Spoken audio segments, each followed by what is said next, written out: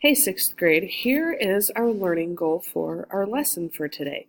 Our learning goal, and you need to write this in your notes because I have noticed that some of you aren't, you think you maybe don't need to do it, but you need to be getting this in your notes. So the learning goal for this particular lesson is I will identify opposites and absolute values of rational numbers.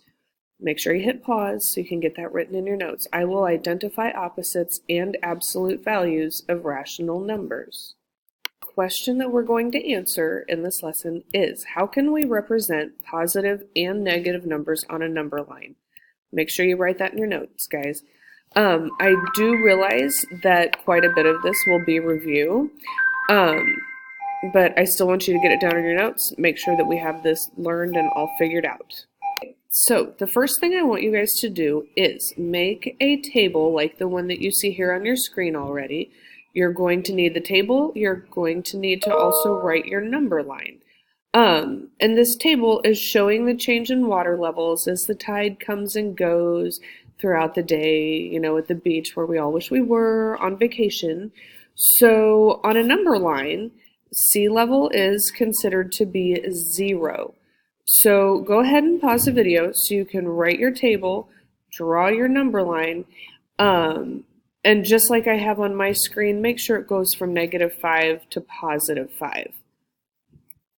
So as you can see, kiddos, we have several positive measurements. We have several negative measurements.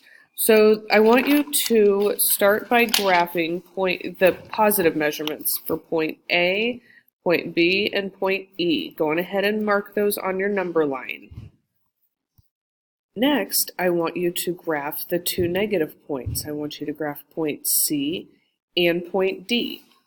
So now, when you look at your number line, I want you to take a look at point D.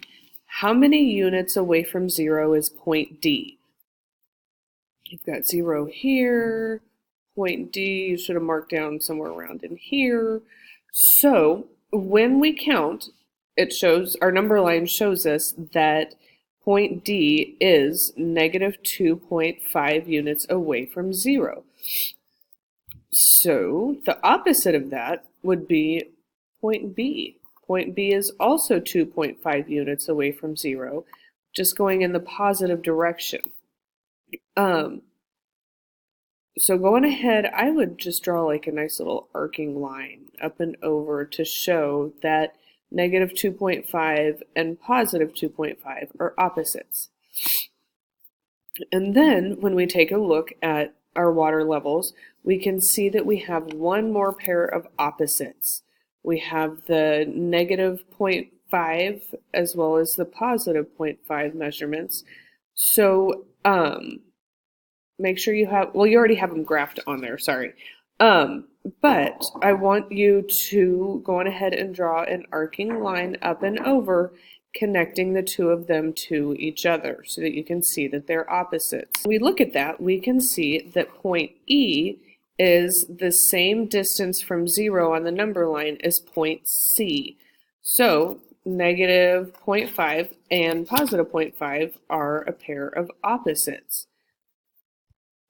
Now we are going to find absolute values of January average low temperatures, and we're going to just find the absolute values of the temperatures in 2008 and 2012.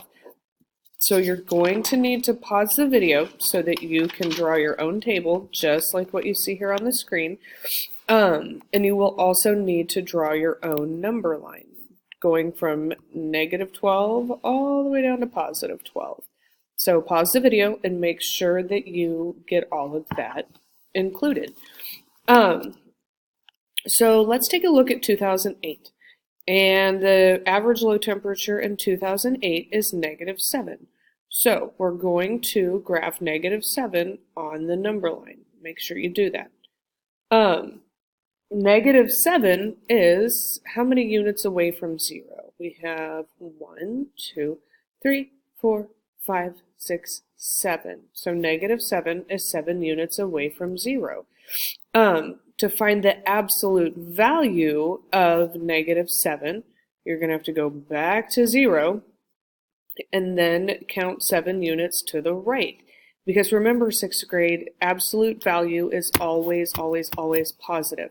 So let's count 7 units to the right. We have 1, 2, 3, 4, 5, 6, and 7.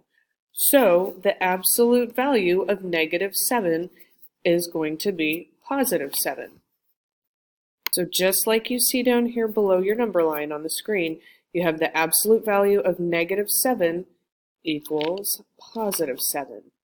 All right, next we're going to do the same thing, but we're going to use the the average low temperature from 2012, which is -6.1 degrees. So I want you to come down and 6.1, let's approximately graph where that goes. So you'd need to mark -6.1 on your number line. So we know that -6.1 is 1, 2, 3, 4, 5, 6.1, just a tiny little notch, -6.1 units away from 0. So we then need to figure out where we're going to wind up when we go to the right of 0. Because we have to go to the right of 0, 6.1 units. So we'd have 1, 2, 3, 4, 5, 6, and then a teeny little bit for 6.1 units to the right. So in your notes, you'd need to make sure that you show -6.1, the absolute value of -6.1, as being equal to +6.1. So we are going to wrap up this lesson with me reminding you to bring your math binder, all of your notes, everything that you might possibly need with you to school. Make sure that you've paused this several times so that you're getting all of this in your notes. You need to be thorough so you have these to study. Make sure you're prepared and ready to go, and I'll see y'all in class.